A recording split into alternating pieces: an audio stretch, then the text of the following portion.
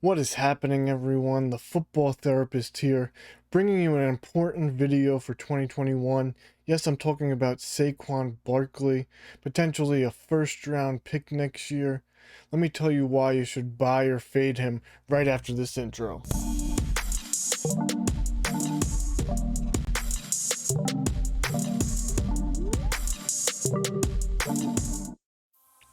So when looking at Saquon Barkley going into 2021, there's two important things that we really have to look at. One, can he recover from that gruesome ACL injury? And two, can he really perform well like he did a couple years ago in this Giants offense? Let's talk about the first thing. Of course, it's very difficult to predict how a running back will recover from his ACL injury. Every running back is different and every ACL injury is different. Of course, I'm no medical expert, I just try to use the factors that we've seen in the past with different historical running backs. Some of the guys that I have on the screen, Adrian Peterson, Jamal Charles, and Frank Gore, all had really good bounce backs from their ACL injuries. I mean, Adrian Peterson won an MVP off his ACL injury, Jamal Charles went to 3 straight Pro Bowls after his ACL injury, and Frank Gore, he had 2 ACL injuries in college, but he's had this long, great career, and he gets praised by everyone. All 3 of those guys have had really successful careers post ACL injuries. Of course, there are some guys who have struggled. Rashad Mendenhall, he had 3,000 plus yards in his first 3 years. He retired at 26. Deuce McAllister had an ACL injury, had 1 good season, then had a second ACL injury, which forced him to retire.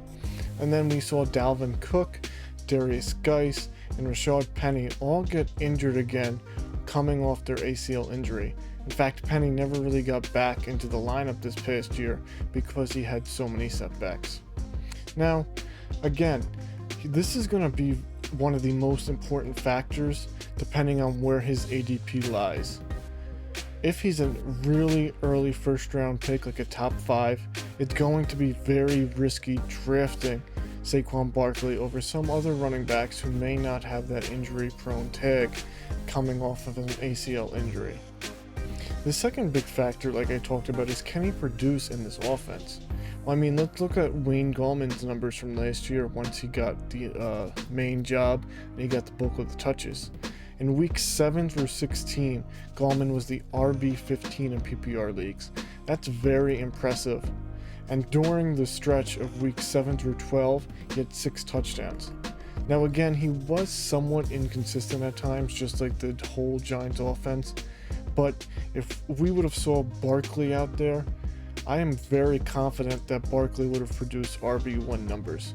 I mean, in 2019, when Barkley had that ankle injury, he still produced as an RB1 in points per game at 18.7, which was 7th for running backs. So now, let me discuss whether you should buy or fade Saquon Barkley. Again, going back to my ADP argument, if he's going to go in the top 5 picks, I am not touching him. I'd rather have a Derrick Henry, who is coming off a great year and has shown durability. I'd rather have a Devontae Adams, who just had a historic season at wide receiver. Alvin Kamara, coming back from injury. Even though he may have a different quarterback next year, which I will talk about in a video with Alvin Kamara coming up in a few weeks, I still trust him more than a Saquon Barkley coming off an ACL injury. Now again, every player has their value. If Saquon starts dipping into the back half of the first round, I may grab him in a couple of leagues. He has that RB1 overall potential, and he has that RB1 overall talent. So, let me know below whether you're going to buy or fade Saquon Barkley going into 2021. Remember, running backs can have success coming off ACL injuries. We've seen Gallman already have some success in this offense, so let those factors weigh in. And again, it's very early. We'll be retouching Saquon Barkley later in the offseason. I hope you enjoyed this video, everyone.